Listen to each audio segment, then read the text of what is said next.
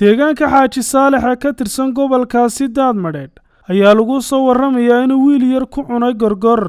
wiilkan yar ayaa wuxuu gorgorku soo gaadhsiiyey dhaawac halis badan, waxaana wararku sheegeen in dhaawaca wiilkan yar loo soo qaaday dhinaca magaalada Burco. dhowr maalmood ka hor ayay ahayd markuu deegaanka gaashaame ee ka tirsan waddankaasi Itoobiya uu 4 caruur ku cunay gorgor.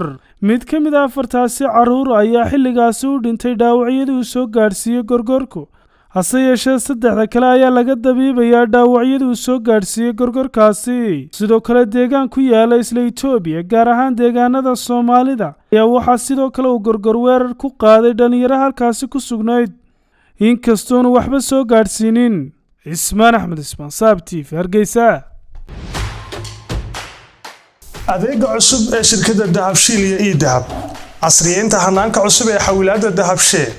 haddaba macmil, adeegan cusub ee casriga ahi waxa uu kuu sahlayaa in adigoo jooga gurigaaga hoose goobtaada shaqo aad lacag ugu xawishid asxaabtaada iyo ehelkaaga jooga daafaha dunida.